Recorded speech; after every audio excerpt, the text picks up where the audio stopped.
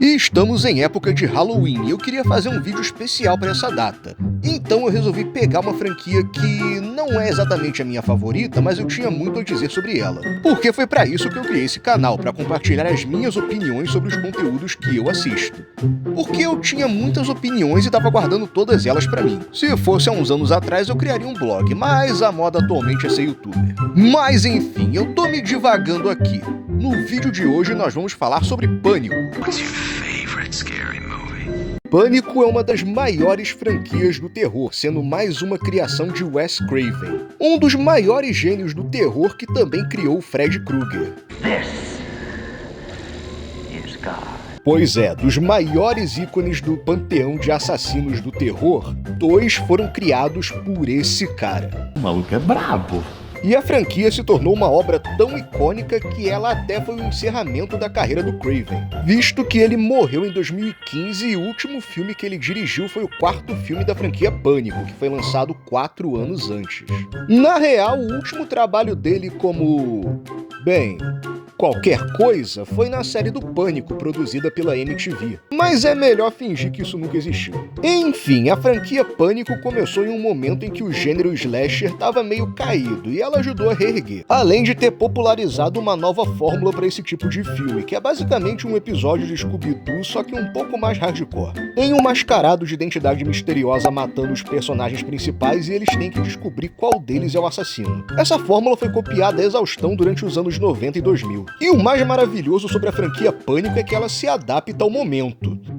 Embora o primeiro filme tivesse como proposta comentar os clichês de um filme de terror, cada filme muda o comentário. O segundo filme fala sobre os clichês de sequência, o terceiro fala sobre os clichês de trilogia. Mas o mais genial pra mim foi o 4º filme, que foi lançado em uma época em que todo filme de terror tava ganhando um remake super sombrio. Tanto que é por isso que a série é considerada uma bosta. Ela não se adapta ao momento, ela não fala sobre os clichês de séries baseadas em filmes antigos, porque isso era uma coisa que estava acontecendo muito na época. Ela só repete o comentário do primeiro filme. Mas, depois daquela onda de remakes sombrios dos anos 2000, estamos em uma nova era do terror. O que tá em alta agora são as sequências de legado, que ganharam força com o Halloween de 2018. E é claro que o estúdio iria querer aproveitar isso. Mesmo que um dos motivos para a franquia ter mantido a qualidade foi ter mantido o mesmo diretor e o mesmo elenco principal, o que é algo raro para uma franquia slasher. E para substituir o Craven foi chamado Radio Silence, que é um coletivo de diretores que trouxe alguns sucessos recentes do terror, como Casamento Sangrento e Abigail. E o resultado?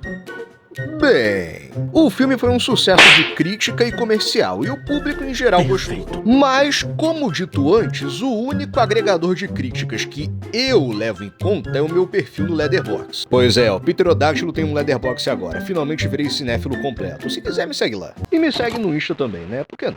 E o que eu achei dos filmes? Vamos ver a seguir. Mas antes, peço que se inscreva no canal e deixe o like no vídeo, porque isso é importante para eu continuar trazendo conteúdo aqui para o YouTube. Se quiser, deixe um comentário também. Dito isso, vamos para o vídeo. E o filme já começa daquele jeito clássico de slasher. Temos uma garota aleatória que não é a protagonista do filme sendo atacada pelo assassino. Isso se tornou uma espécie de obrigação do gênero, porque é uma forma prática narrativamente de apresentar o vilão e estabelecer a ameaça da história. E a franquia Pânico elevou isso para um outro nível, porque no primeiro filme a vítima da cena de abertura era ninguém menos que a Drew Barrymore, a mulher que mais se casou com Adam Sandler. E a produção praticamente usou ela para vender o filme, visto que ela era a atriz mais famosa do elenco na época. E a tradição de matar o membro mais famoso do elenco se estendeu por toda a franquia. No segundo filme, a vítima é a Jada Pinkett Smith. Aposto que muita gente deve se sentir reconfortado por essa cena atualmente. E no 4º filme nós tivemos basicamente um massacre de celebridades, visto que o filme tem vários começos falsos e neles vemos as mortes de algumas atrizes como a Anna Paquin, a Kristen Bell. Na real, a Kristen Bell que assassinou a Anna Paquin, mas eu tinha que mencionar a participação dela. E a Lucy Hale, do Pretty Little Liars. Nossa, eu sempre enrolo minha língua pra falar essa porra. E dessa vez a personagem da cena de abertura é ninguém menos que a Jenna Ortega, que é uma das atrizes mais populares da atualidade, participando de vários dos grandes lançamentos de terror do momento, e que ficou mais famosa por interpretar a Wandinha na série da Netflix. Por favor, me desculpe pela Wandinha, ela é alérgica a cores. Uau! O que acontece com você? Eu fico com urticária e a carne descola dos meus ossos. Mas enfim, ela tá conversando por mensagem com uma amiga quando... ligação de número desconhecido em filme de terror nunca é bom sinal. Bom, o cara a princípio diz que é um conhecido da mãe dela, e à medida que a conversa rola... Qual é o seu filme de terror preferido? Ele disse... O Babadook. É uma reflexão irada sobre dor e maternidade. Hã? É horror elevado. Ai, meu Deus, não. Me diz que não. Você sabe, é tipo terror, mas com estruturas temática e emocional complexas. Não é só um besterol trash tosco que faz a gente ficar pulando de susto. Pois é. Ele é um daqueles.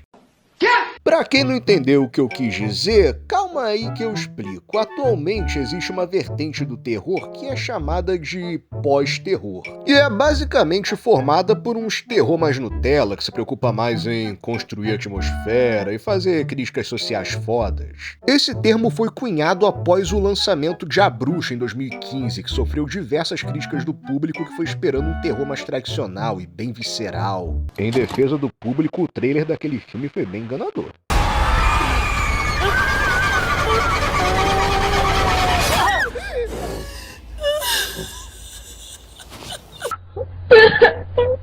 Então foi criado esse termo para classificar essa categoria de filme, como se todo filme de terror lançado antes de 2015 fosse uma baita trecheira, e como se não existissem terrores atmosféricos e sociais. Porque vocês sabem como é a geração Z, eles acham que inventaram tudo. O que é o caso dessa garota insuportável aí. O assassino começa a fazer perguntas sobre a franquia Facada, que é uma franquia de filmes de terror fictícia baseada nos acontecimentos dos filmes. O que quer dizer que ela seria o equivalente ao Pânico do universo de Pânico. Mas essa garota arrombada simplesmente não assistiu a franquia, porque é trash demais pra ela. E Pânico nem é um filme trash. Então ela implora pro assassino perguntar sobre algum filme que ela tenha visto, e ela só fala filme de terror cult que só cinéfilo chato gosta. Me pergunta de coisas que eu sei, pergunta de Corrente do Mal, pergunta de Hereditário, pergunta de A Bruxa.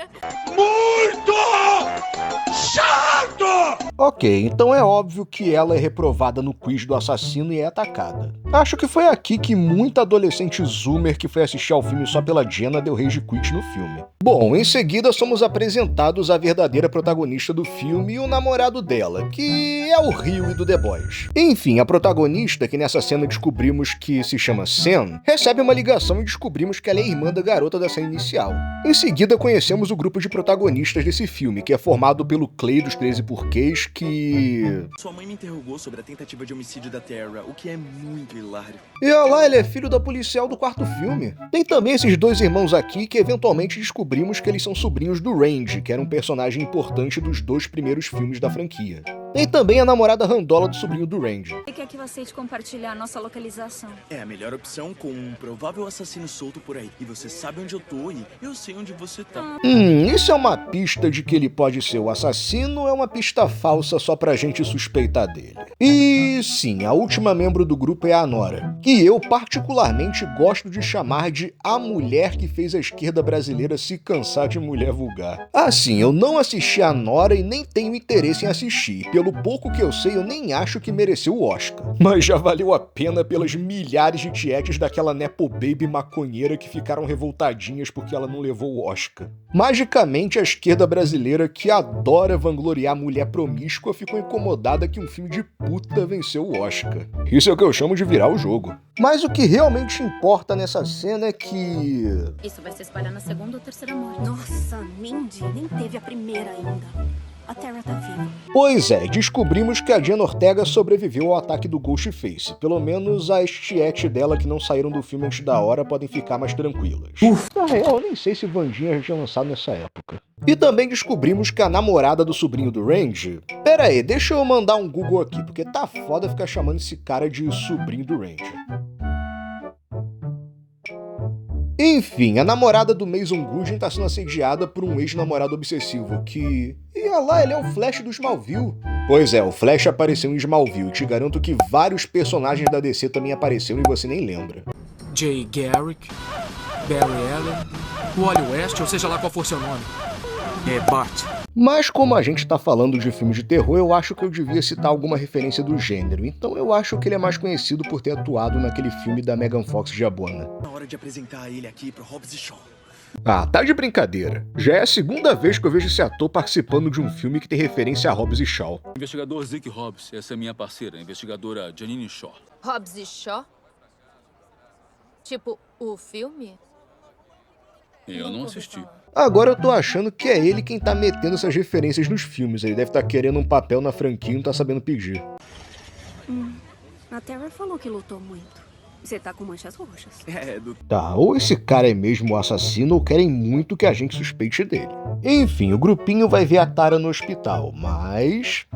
Olha, eu não posso agora, mas encontro vocês lá. Pô, filme, dá pra ser mais sutil quando for jogar a suspeita pra cima de alguém? Bom, enquanto isso, a Sam e o Huey estão indo pra Woodsboro ver como tá a Tara. Ela explica pra ele sobre os acontecimentos que aconteceram na cidade e que inspiraram os filmes Facada. Ela também conta que de tempos em tempos alguém tenta imitar os acontecimentos e também menciona que o último aconteceu em 2011, claramente referenciando o quarto filme. Tem alguma ideia de por que algum mascarado ia querer matar sua irmã? Não. Tá, essa garota claramente tá escondendo alguma coisa. Enquanto isso, o resto do grupo vai pro boteco e nessa cena temos revelações sobre o passado deles. Descobrimos que além de ser irmã da Tara, a Sam também era como uma irmãzona pros amigos dela e eles guardam boas recordações desse tempo. Só que quando a Sam tinha 13 anos, o pai delas foi comprar cigarro e isso afetou muito ela. Ela ficou rebelde, teve problemas com a lei e aos 18 anos ela simplesmente meteu o pé e nunca mais voltou. Motivação. Se eu não posso tê-la, ninguém pode. Porra, essa mina tá jogando suspeita pra tanta gente que eu tô começando a perder a paciência com ela. E aliás, ela é irmã do cara que eu já tava suspeitando antes, e a franquia Pânico tende a ter 2 assassinos, então fica aí o recado. Bom, eles são expulsos do boteco depois do Mason Gooding arrumar treta com o ex da namorada dele. Depois disso, passamos a acompanhar ele e...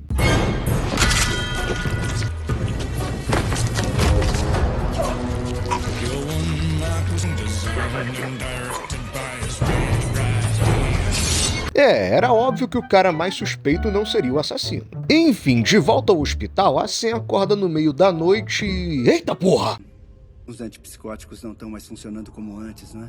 Pera, esse daí é o Billy Loomis? O assassino do primeiro filme da franquia? Você não pode fugir de quem você é, Sam. Quando vai contar pra ela por que tudo isso tá acontecendo?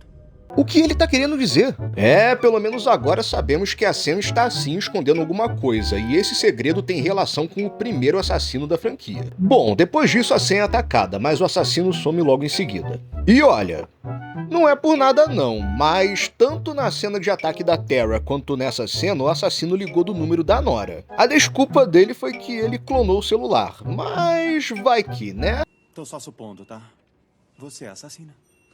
Pô, o próprio filme tá concordando comigo. Nessa cena ainda descobrimos que a delegada Hicks já conhece a Sam. Isso é pra você saber que durante algum momento do Pânico 4 a Sam devia estar sendo presa por, sei lá, roubar Fini nas Americanas. Bom, depois de tomar um esculacho da delegada, a Sam vai ter uma conversa séria com a Tara. Ela revela que, na verdade, o pai delas abandonou a família por culpa dela. Porque ela encontrou os diários da mãe no sótão da casa e descobriu que ela engravidou no ensino médio enquanto namorava o pai delas. Só que, na verdade, ela tinha engravidado do amante dela e usou a gravidez como estímulo pro pai delas pedir ela em casamento. Então a Sam confrontou a mãe na frente do pai e ele foi embora naquela noite. E o pai verdadeiro da Sam é, na verdade, o Billy Loomis. Pois é, a Sam é filha do primeiro Ghostface e agora tem visões com o fantasma dele.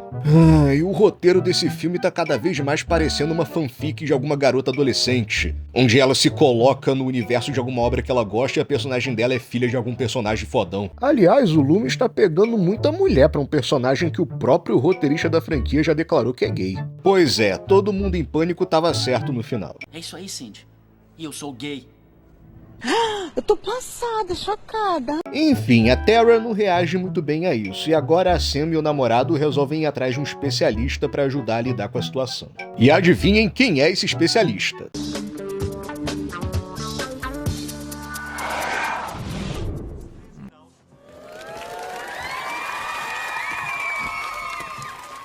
Pois é, finalmente a trindade da franquia está retornando, e olha... O Dewey curte o programa da Gale. Tá com saudade, né, filhão? Enfim, a Sam e o Huey chegam na casa do Dewey pra pedir ajuda. Ele inicialmente não tá muito interessado, mas aceita dar uns 2 minutos de conversa pra eles. O Dewey fica um pouco desconfiado do Huey nessa cena, mas o importante é que ele explica o modus operandi do Ghostface. Regra número 1... Nunca confie em quem você ama.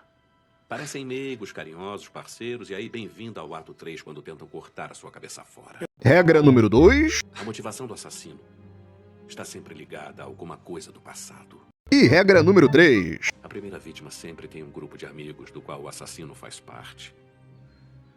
A sua irmã tem um grupo bem unido de amigos? Mas no final o Dewey não aceita ajudar. Mas obviamente a consciência dele pesa e ele resolve fazer uma ligação. E adivinhem pra quem ele ligou.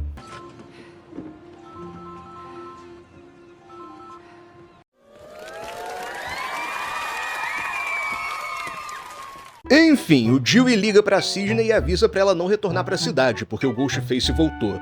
E ele manda mensagem pra Gale dizendo o mesmo. É, aquele velho clichê dos personagens que tiveram um relacionamento no passado, mas ainda sentem algo um pelo outro. Bom, voltando com a cena, ela reuniu o grupinho de amigos da Tara pra discutirem a situação e... Nossa, quem diria que o Dewey resolveria ajudar, não é mesmo? Eu nunca vi filmes antes, não é mesmo?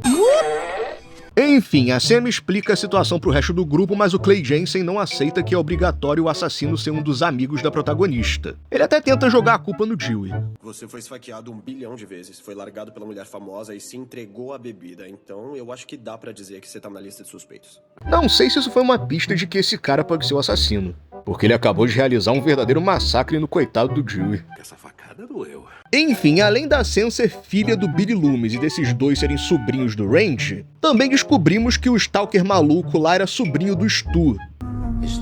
Não, o segundo assassino do primeiro filme, que era interpretado pelo Salsicha do Scooby-Doo. Sou Mary Jane. Puxa vida, esse é o nome que eu mais gosto.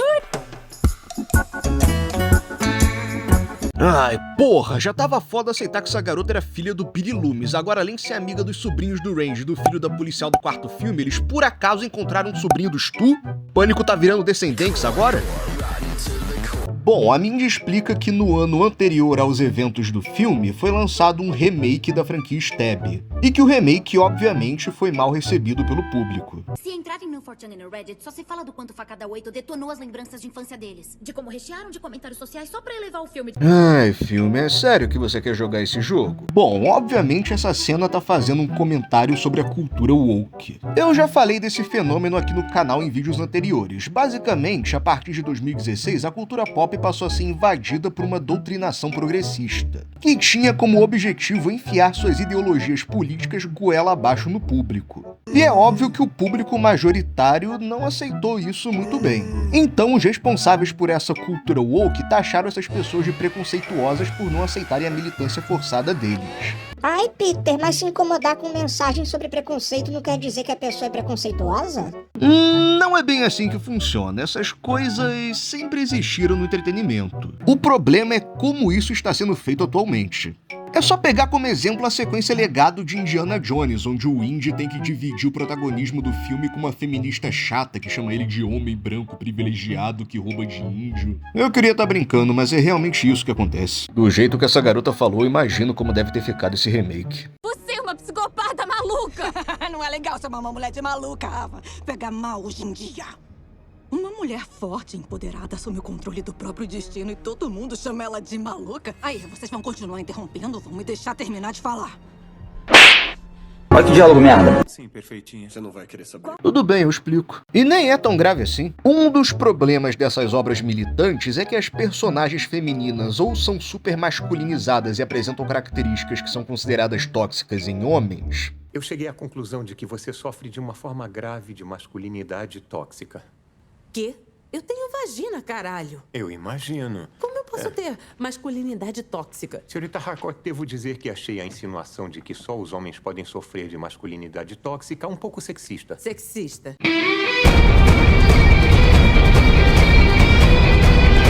Ou então elas são exageradamente perfeitas, elas nunca cometem erros, superam vários desafios e são completamente desprovidas de defeitos. Quer dizer, Elas até têm, mas as produções tendem a dar razão pra elas mesmo assim, como é o caso da série da Velma, onde a própria namorada da protagonista admite que a relação delas é tóxica de um jeito positivo. Eu sei que você é possessiva, Velma, mas eu sempre falei que é uma das coisas que eu mais gosto na nossa amizade. Falou? Falou pra quem? Bem, eu adoro isso. Eu fui abandonada pelos meus pais, então eu gosto de me sentir desejada. Tenso. Qual o problema com horror elevado? O Jordan Peele é sinistro. A galera woke tem essa mania de idolatrar o Jordan Peele, mas nem ao menos consegue entender as obras do cara. Eu ainda pretendo fazer um vídeo abordando mais esse assunto, então podem me cobrar no futuro. Mas enfim, eu tô me estendendo muito aqui. A teoria da Mindy é que o novo assassino tá criando a própria sequência Legado, trazendo de volta personagens clássicos e personagens novos que têm o apoio neles. Me dizendo que eu tô bem no meio de uma droga de fanfiction. Pô, mais uma vez o filme tá me dando razão. Eu sou foda! Nossa, minha mãe foi personagem num deles. Ninguém tá nem aí pras bostas das sequências ruins, Wes. Você tá seguro? Ah, para com isso, menina. O fandom de Pânico adora o quarto filme. Ele tem uma das personagens favoritas da galera, que é a Kirby. Halloween, Massacre da Serra Elétrica, Madrugada dos Mortos, O Retorno dos Malditos, Horror em Amityville, Aniversário Macabro, Sexta-feira 13, A Hora do Pesadelo, Dia dos Namorados Macabro, Quando um Estranho Chama, Natal Negro, A Casa de Cera, A Névoa, a Piranha. É um desses, não é? Eu acertei! E muitos estavam aguardando o retorno dela. Tu tá se achando demais pra uma personagem que chegou agora. Não se esquece, você é apenas sobrinha do Range, você não é o Range. Enfim, a Sam vai embora putinha porque todo mundo joga a culpa nela. Porque como isso é uma sequência Legado, faria sentido que o assassino fosse a filha do assassino do primeiro filme. Ô, gente, não seria mais produtivo vocês irem atrás de quem tá inventando a fanfic em vez de agirem como se estivessem uma? Bom, mas agora é a vez da delegada ser atacada. Delegada Judy. Ela volta correndo pra casa e chegando lá... A teoria da Mindy tava errada. Ninguém tá nem aí pras bostas das sequências ruins, Wes. Você tá seguro? Enfim, o moleque sai do banho e...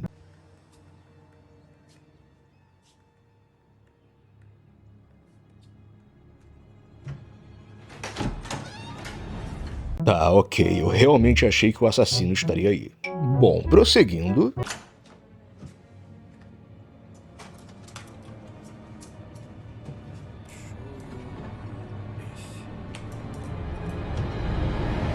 Ah, boa, filme, boa. Não, mas agora tem que ser.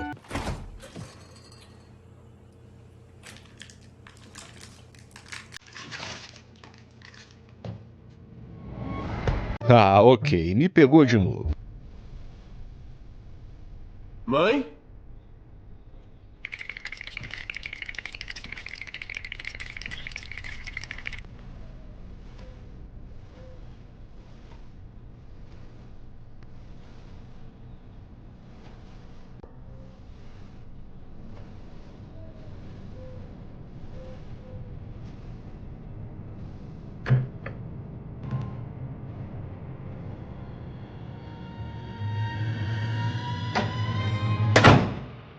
Pô, esse filme realmente elevou a brincadeira de fazer alarme falso pro ataque do assassino. Agora eu tô realmente em dúvida.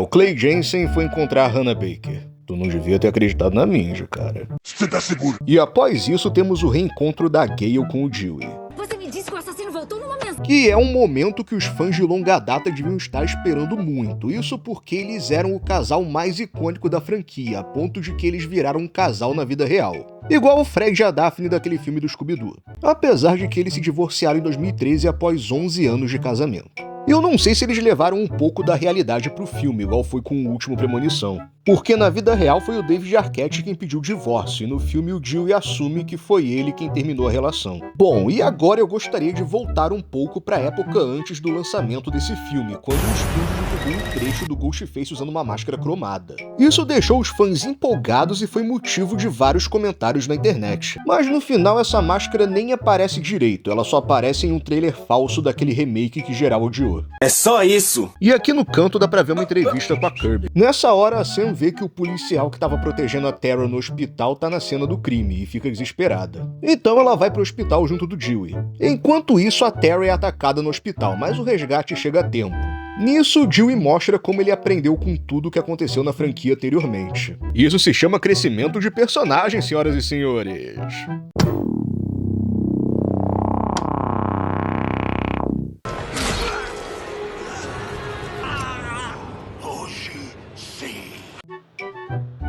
Deixa pra lá.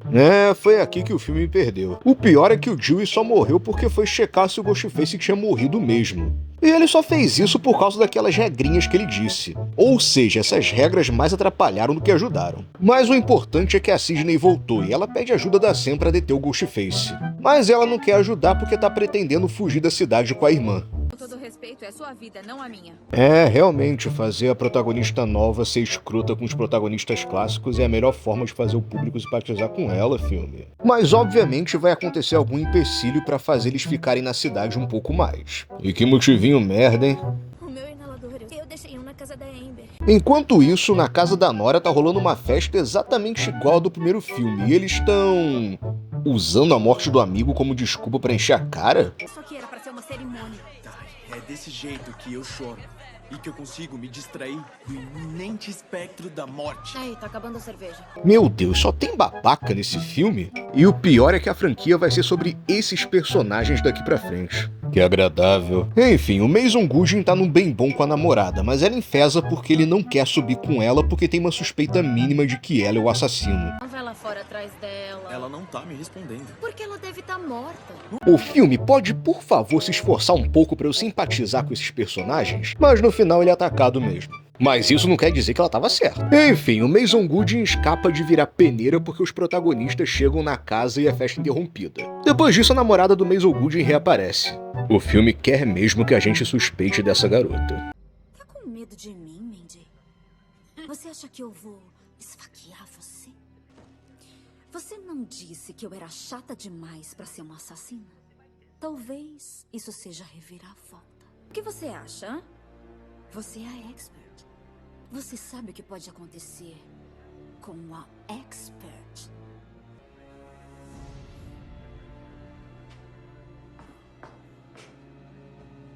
Curte esse seu filme, imbecil. Tá, agora eu comecei a gostar mais dessa garota. Eu não suporto a Mindy. Então... Peraí, a Mindy vai ser atacada? Isso, assassino vem, assassino só vem, só vem. Olha atrás. Jamie. Ai, droga. Droga, quase. Enfim, a Sam acorda a Mindy e agora todos os personagens principais que restaram se reúnem no mesmo lugar. Vai a merda, Amber. Eu não sou a porra da assassina. Eu sei. Bem-vindos ao ato. A Nora era assassina. Isso dá um novo sentido pra essa cena aqui. Como sabe que não sou assassina? Porque eu sou. Excuse me, bro. Bem, a Sidney e a Gale chegam. O que você acha? Armadilha. Merda. Enfim, a Gale é baleada e a Sidney prossegue. Enquanto investigava a casa, ela encontra o Rio escondido num armário e na mesma hora ela é atacada pelo Ghostface. A Sam aparece para ajudar, mas é revelado que o Rio era o segundo Ghostface. Mas... peraí, se ele era o segundo assassino fã da franquia, por que quando a Sam ligou pra ele tava investigando a franquia como se não conhecesse? Tipo, ele tava sozinho nessa cena. Eu sei lá, porra! Mas já dava pra perceber que ele era o assassino, porque todo assassino da franquia usa uma camisa azul quadriculada. Então a regra é clara, sempre desconfie de um personagem de Pânico usando uma camiseta dessas. E a motivação dos assassinos dessa vez é que eles não gostaram do remake? Foi uma bosta, porque ninguém leva os fãs a sério. Não mesmo. Eles riem da gente. Por quê? Porque adoramos alguma coisa? Nós somos uma piada pra eles? Então é assim que você quer brincar, não é, filho? Retratar seus próprios fãs como vilões? Por quê? Só porque eles não aceitam que um estúdio pegue uma obra que significa muito pra eles e estrague ela enfiando militância forçada? É sério que você quer se colocar como a vítima da história? Coitadinho. Eu sei que esse papo de cultura woke pode parecer uma grande bobagem pra maioria, mas pensem aqui comigo, se essa franquia chegou ao 5º filme foi graças a esses fãs, que não deixaram ela morrer durante todos esses anos. Daí chegam esses diretores arrombados e querem retratar esses fãs como os caras maus? Isso é como se eles mandassem uma mensagem pra esses fãs dizendo que a devoção deles a essa franquia não vale de nada. E que eles sempre vão dar prioridade aos norme turistas que só consomem a franquia quando ela tá em alta, pela modinha. E depois querem reclamar dos resultados. Bom, voltando com o filme, a Tara consegue golpear a Nora e o pessoal consegue virar o jogo contra os assassinos. A Nora eventualmente é morta pela Cisne e pela Gale, enquanto o Huey tá calçando a Sam. Eles acabam saindo na porrada, mas quando parecia que a Sam ia perder, o fantasma do Billy Loomis aparece igual o Obi-Wan Kenobi e ela consegue vencer a luta. E agora chegamos no clássico final de filme de terror, com os sobreviventes sendo socorridos pelos paramédicos. Sei sobre o que vou escrever. Aqueles putos vão morrer no anonimato. Talvez alguma coisa sobre um homem bom que foi o delegado daqui. Pô, talvez o sacrifício do Dewey não tenha sido em vão. E o filme se encerra com uma dedicatória ao Wes Craven, o grande criador da franquia. Mas aposto que o público norme não pegou a homenagem e devem ter pensado que ela era dedicada ao personagem do Clay Jensen, que se chamava Wes, também em homenagem ao criador da franquia. Mas espera aí que o vídeo não acabou não. Pois é, pessoal, pela primeira vez neste canal vamos ter um vídeo duplo. O que quer dizer que agora vamos falar de Pânico 6. E estamos aqui com mais uma introdução clássica dessa franquia, e a estrela que será sacrificada para o Ghostface dessa vez é a Margot Robbie. Ah, não? Então, quem é? Ah, claro, é a Samara Weaving, ok. Pois é, num dia você é assassina, no outro você é a vítima, né? Faz parte da vida. Ela tá no restaurante esperando um cara com quem ela marcou um encontro, mas ele diz que tá atrasado. O restaurante fica perto de um beco? Sim, tem um beco. Tá. Pô, mulher, agora há pouco você disse que dava aula de terror slasher numa faculdade de cinema. Vou dar uma aula de terror slasher do século XX pra um bando de adolescentes de ressaca. E tu simplesmente resolve seguir um estranho até um beco escuro? Aí o que eu falei? Pera aí. O que tá acontecendo?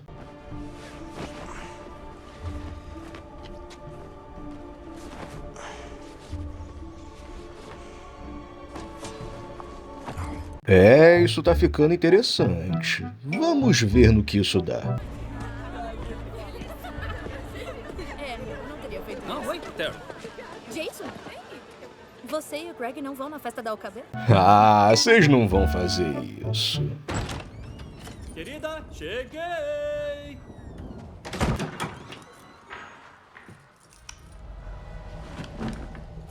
Eles realmente vão fazer isso! Agora esses filmes novos estão valendo a pena!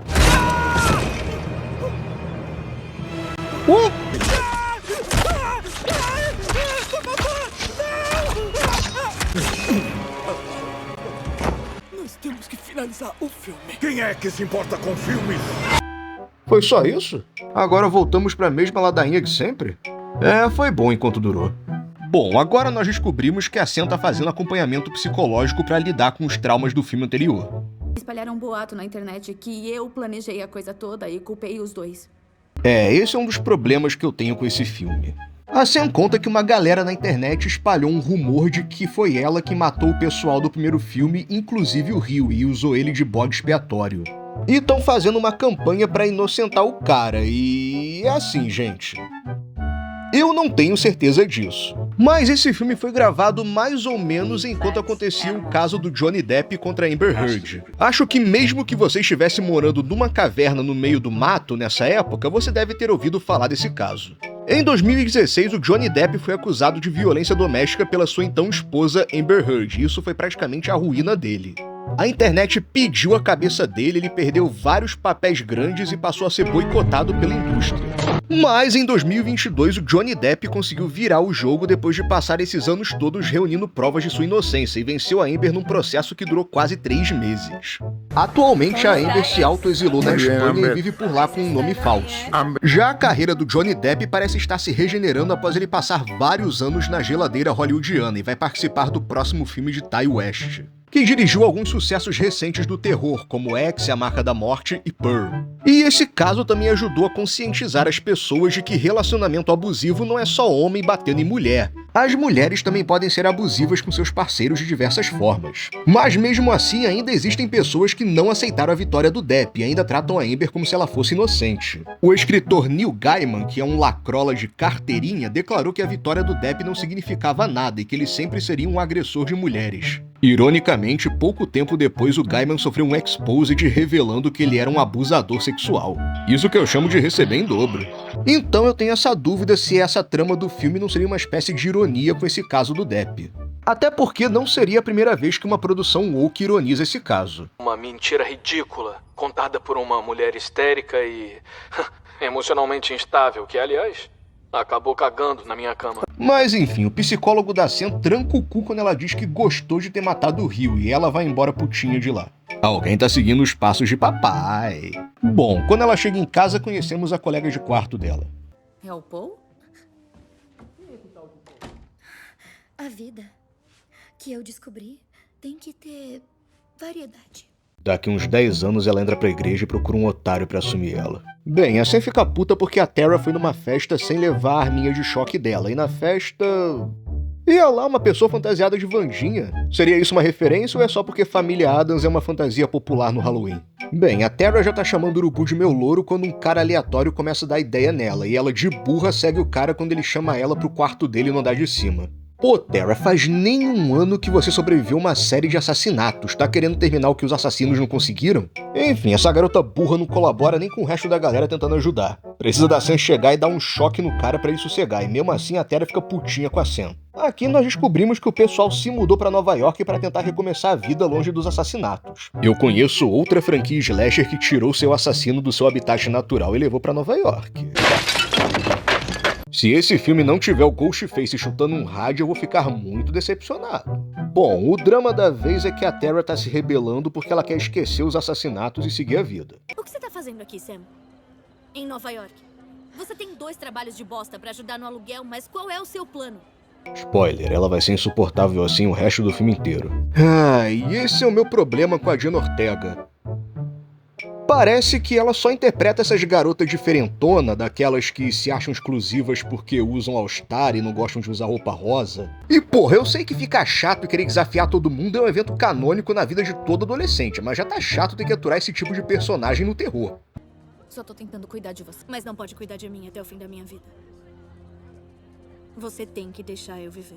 Olha, temos um arco de personagem sendo apresentado. Enfim, depois disso rola um clima entre a Tara e o Mason Gooding. Eu esqueci meu celular. Pô, garota, vai se fuder. Dá pra um diferente a cada semana e ainda quer empatar a Tara quando ela finalmente consegue uma. Mas a Tara não é a única que tá querendo tirar o atraso. Mais cedo o filme havia estabelecido que a Sam fica secando o vizinho saradão dela, e agora é revelado que eles já estão saindo há um tempo. Poxa, eu tava crente que ela ia acabar ficando com o amigo virjola do Chad, que foi legal com ela mais cedo. Mas é claro que ela ia preferir o vizinho com cara de matador de aluguel. Não há nada aqui, significa. E o que sobra pro Betão? Brutal, não sobrou nada. E por falar em matador de aluguel, quais as chances desse cara ser um dos novos assassinos? Tipo, o último Ghostface também era namorado dela, isso pode ser um indicativo de que o espírito do papai tá tão entranhado nela que ela acaba se atraindo pelos iguais. Aquele ditado, né? Os retardados se atraem. Enfim, tá passando na TV o assassinato do merdinha da cena de abertura. Os nomes foram divulgados pela polícia. Jason Carvey e Greg... E você não ouviu errado, o nome do maluco era Jason Carver. O filme, seja um pouco mais sutil nas suas referências. Enfim, agora a Sam quer fugir de novo, o que quase acarreta em mais um desentendimento com a Tara. Mas os planos são momentaneamente atrasados porque a Sam é chamada para depor na polícia. Mas assim que elas saem, alguém liga para ela.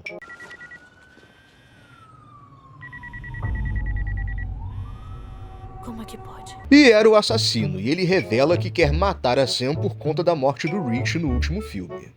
E não é por nada não, mas com essa motivação e o assassino ligando do celular do falecido, ele só pode ser um parente do Rich querendo vingança. Você é o bichão mesmo, hein, doido? Nessa hora o assassino ataca e na fuga elas buscam refúgio numa lojinha ali perto. Espera! Não! O cara cheatou no game, mano! Não pode isso aí! Que tipo de... Pera, assassino slasher agora pode usar arma de fogo? Porque até então o único filme em que isso aconteceu foi Terrifier. Sério que o Art ficou tão icônico a ponto de já ter mudado o status quo do gênero? Status quo? Ninguém usa isso na vida real. Mas falando sério, essa perseguição na lojinha é uma das melhores cenas do filme. Eu tinha que elogiar alguma coisa depois de passar todo esse tempo só descascando os filmes, né? Enfim, quando a polícia chega, o assassino já fugiu e ele... deixou a máscara no chão? Por que ele fez isso? Agora, na delegacia, as irmãs são interrogadas pelo pai da colega de quarto tarada da Sam. Ele revela que o merdinha que é morto na cena de abertura tinha a máscara que foi usada pelo Rich no último filme, que o assassino que matou ele deixou uma prova para incriminar a cena do crime. Nessa hora também o FBI chega, e adivinha quem é a agente do FBI?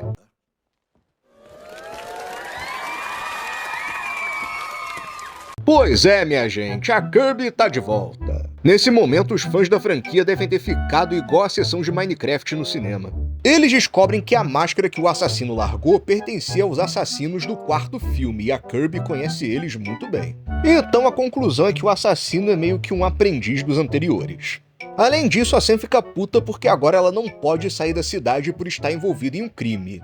E adivinha quem ela encontra na saída da delegacia? Boa tentativa, fofinha. Mas eu sou uma macaca velha. Toma! Bem feito, tua vagabunda! E aquele papo que você mandou no final do último filme? Aqueles putos vão morrer no anonimato.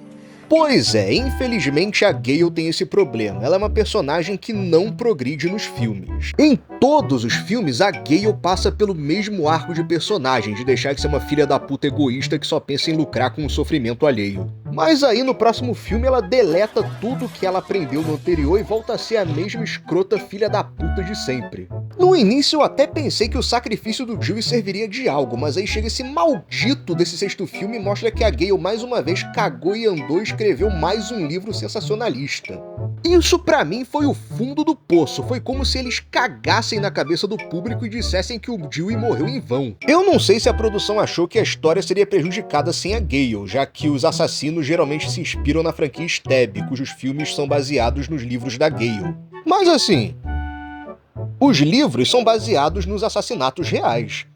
Não é só continuar a franquia do último assassinato, mesmo que não haja livro? Enfim, a Gale também conta que a Sidney fugiu para as montanhas com a família dela, então ela não retorna nesse filme. Ela merece ter um final feliz. Ah, vai te fuder, filme. A Sidney não aparece nesse filme porque o estúdio sacaneou a Neve Campbell e ela se recusou a voltar até eles pagarem um cachê digno pra ela.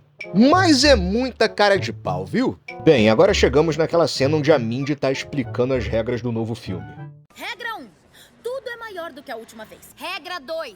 Tudo o que aconteceu na última vez, espere o contrário. As franquias só sobrevivem subvertendo as expectativas. E a regra 3.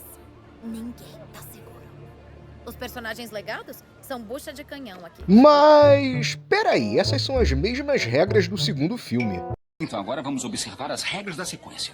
Primeira, a contagem de corpos é sempre maior. Segunda, as cenas de morte são sempre mais elaboradas. Mais sangue, mais terror, carnificina. Pois é, uma das propostas desse novo filme é ser uma espécie de remake espiritual do segundo filme. E ele faz várias referências ao segundo filme, tanto que naquele filme os protagonistas também estavam na faculdade. Bem que eles podiam matar essa insuportável da Mindy, já que o Randy também morreu em Pânico 2.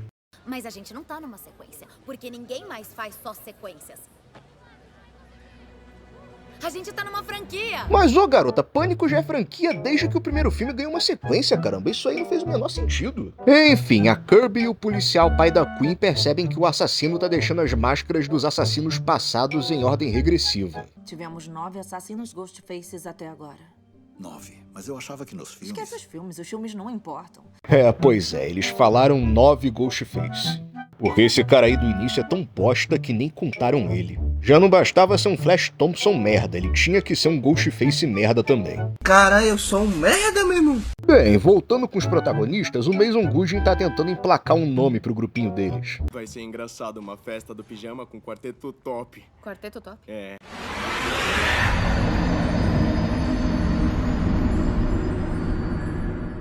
Enquanto isso, o vizinho da Sam avista o Ghostface no quarto da Queen e tenta a todo custo alertar o pessoal. Mas eles pensam que os barulhos vindo do quarto dela são... Eita, bicho, sexo! Até que ele consegue avisar todo mundo do que tá acontecendo.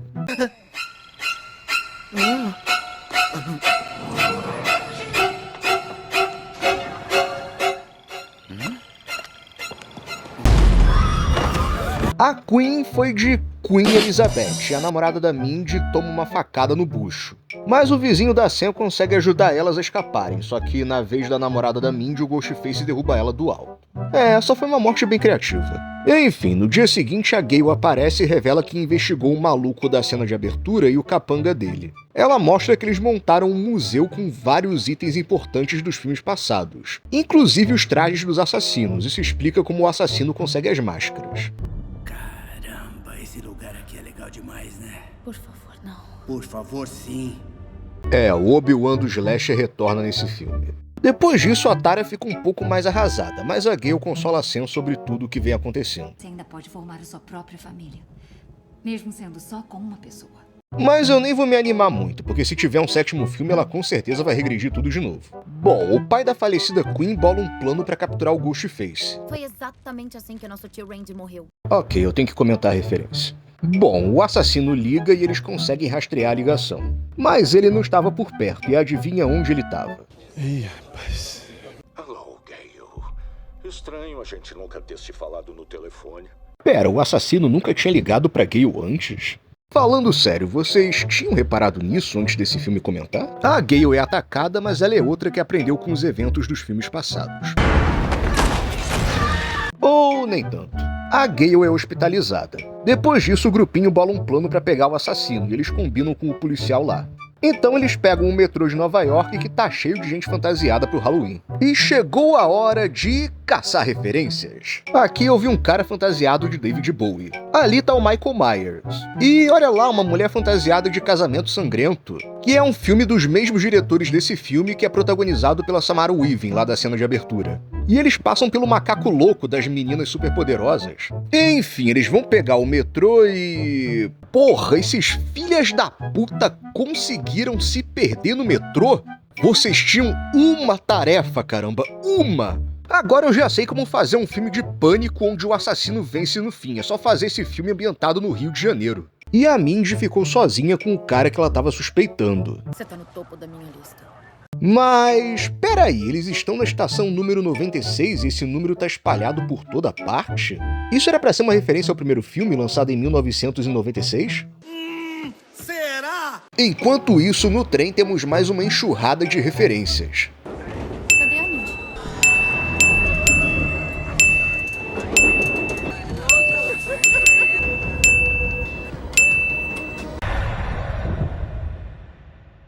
Enfim, no metrô a situação tá tensa, porque tá cheio de maluco vestido de Ghostface. Mas depois de muitos alarmes falsos, a Mindy finalmente é atacada e não foi pelo nerdola novato. Enquanto isso, o resto do grupo finalmente chega no lugar e a Sam expulsa o boy dela do grupo, porque ele pode ser o assassino. Eu não sei dizer se ele é o assassino porque ele é o suspeito mais óbvio ou se isso indica que ele não é. Mas lá dentro a Sam recebe uma ligação do policial dizendo que ele descobriu que a Kirby é a assassina. O que é uma mentira, porque ele é o verdadeiro assassino. What the... Isso não é spoiler, o cara que se entregou quando tentou botar a culpa na Kirby. Tu realmente achou que o estúdio ia trazer a Kirby de volta só pra transformar ela na nova assassina? Além do mais, estava bem óbvio que era ele. Eles passam o filme inteiro falando que ele perdeu um filho. Depois que a gente perdeu o meu irmão. Meus 2 filhos se foram. E a motivação do assassino é limpar a imagem do Rich e incriminar a Sam. Faz sentido. Faz muito sentido. Além disso, isso é mais uma referência ao segundo filme, onde o assassino era a mãe do Billy. Pois é, a cena é precedida por 2 gerações de psicopatas e ainda namorou um outro psicopata de uma família de psicopatas. Isso tá entranhado no DNA dela. Enfim, a Tara tá com o Mason Gooding e...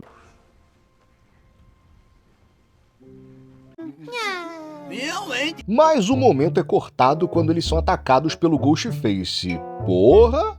O Mason Gooding virou peneira. Não mataram o sobrinho do Randy que eu queria, mas pelo menos fizeram homenagem e mataram alguém do grupinho. Bom, depois disso rola um impasse porque a Kirby aparece ferida, mas ninguém viu pra onde ela foi e o que ela estava fazendo. Isso é um recurso clássico para fazer um inocente parecer suspeito ou tirar a suspeita do assassino. Mas a gente sabe que não é a Kirby. Até porque não faz nem muito tempo que eu revelei isso pra vocês. E no final temos um duplo twist, porque dessa vez não temos 2 Ghostfaces como de costume. E nós acabamos de ver que não é só um como no terceiro filme, são 3 Ghostfaces. E além do policial, os outros 2 são o Virjola, que na verdade também é filho dele, e o outro é... Peraí, tu não tinha morrido? Ai, porra, até hoje a única confirmação de morte de um personagem era aparecer o corpo, agora nem isso é confirmação mais. Enfim, a família Buscapé aí revela que eles são a família do Rich, que foram eles quem começaram os rumores de que a Sam era a verdadeira assassina. Aí eu já acho forçado de barra. Posso ter estimulado a paixão do Rich por esses filminhos? Pode ser. Pra mim são meio sombrios. Ah, o cara não gosta de filmes de terror. Por isso ele não se importou de perseguir as 2 com uma 12. Bem, a Sam começa a falar mal do Rich e isso faz o pessoal perder o controle, mas é óbvio que era tudo um plano dela, daí começa a batalha final. Bom, chega um momento em que a Jenna Ortega quase cai e a Sam segura ela. E temos um momento extremamente forçado que representa a conclusão do arco de personagem dela, com ela literalmente tendo que soltar a mão da irmã e confiar que ela vai ficar bem. O que dá certo no final, já que ela acaba matando o moleque enquanto a Sam mata a Queen, que morreu 2 vezes.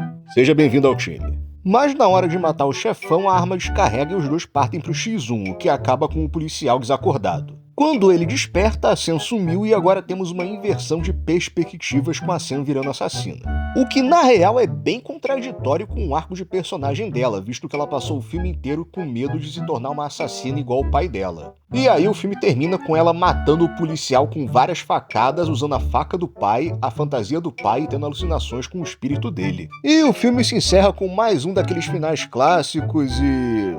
Ah, não fode! É sério que tu tá vivo depois daquilo? Bom, mas pelo menos a Mindy... Sei quem é o assassino. É o Ethan e o Ben. Vamos encerrar essa merda aí. E não tivemos Ghostface chutando rádio. Acabou. E esse foi... Pânico 5. E o 6 também. O que falar desses filmes?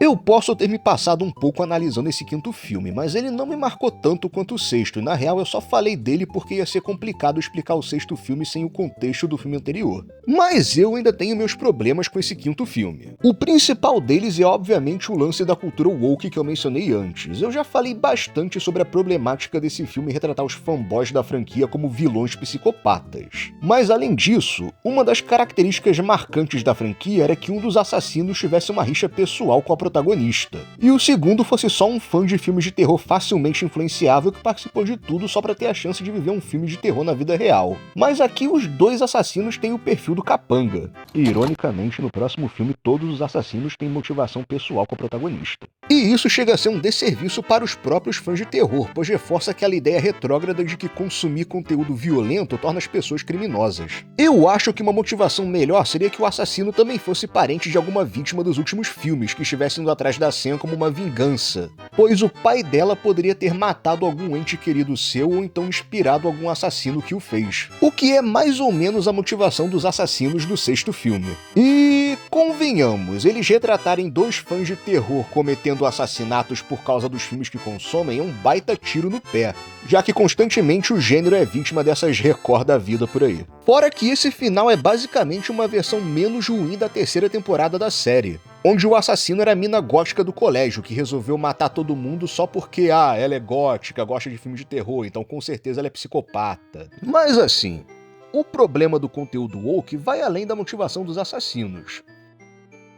A maioria dos fãs de terror devem estar cientes de que existe uma polêmica no gênero, de que os personagens negros nunca sobrevivem nesses filmes. Geralmente eles são até os primeiros a morrer, e nos casos em que nenhum negro morre no filme é justamente porque não tinha nenhum negro no elenco. O que é o caso da franquia Pânico, onde os filmes geralmente tinham um elenco predominantemente branco ou então não tinham nenhum negro no elenco, como é o caso do primeiro filme.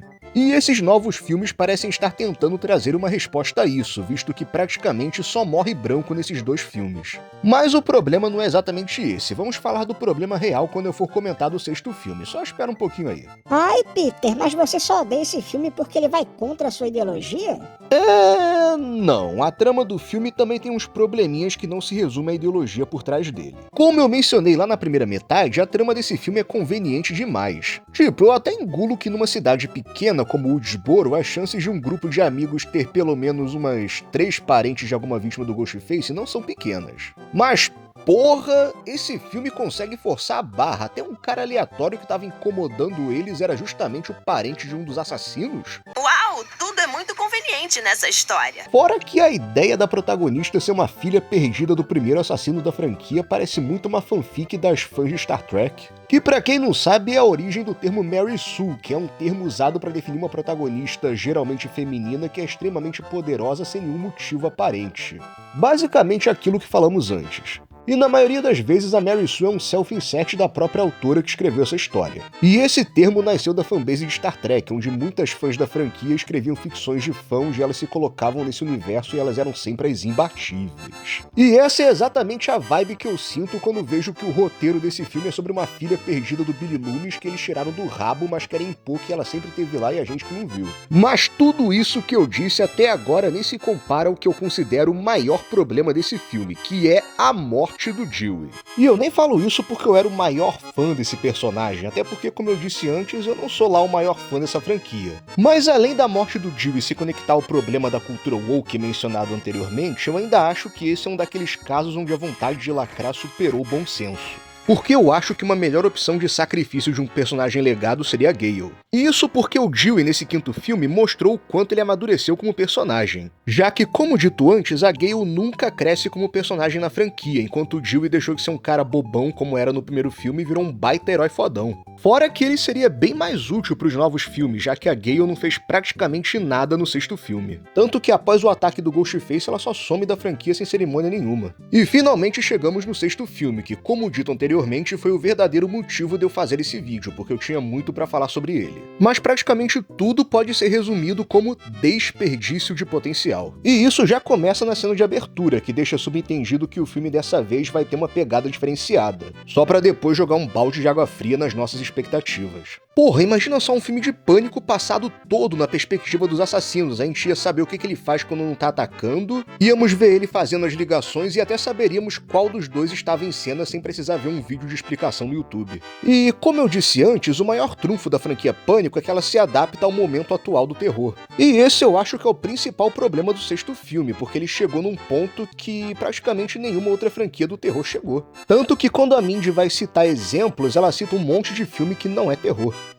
Laurie Strode, Nancy Thompson, Ellen Ripley, Sally Hardesty, o Dick Sol, Tony Stark, o James Bond, até o Luke Skywalker. Então, como não tem mais regras pra seguir, essa era uma ótima oportunidade pra fazer um filme do Pânico que não tem as regras do slasher. E na verdade essa é outra proposta bacana que o filme desperdiçou. O pai do Rich não gostava de filmes, mas o máximo que eles fazem com isso é uma cena do Ghostface perseguindo as protagonistas com uma 12. Poxa, os personagens aprenderam a lidar com os vilões justamente porque eles se autolimitavam, se obrigando a matar as vítimas simulando um filme. Então imagina como seriam os personagens lidando com um assassino que não se limita a regras e não vê problema em estourar a cabeça deles com um headshot. Porra, seria a maior ameaça que essa franquia já viu. O máximo que esse filme conseguiu nos trazer foi 3 Ghostfaces. Mas honestamente, até isso dá pra fazer melhor. Podiam ter mantido só o policial lá como vilão principal e os outros dois poderiam ser aqueles dois babaquinha do início. Que poderiam ser 2 fãs de pós-terror,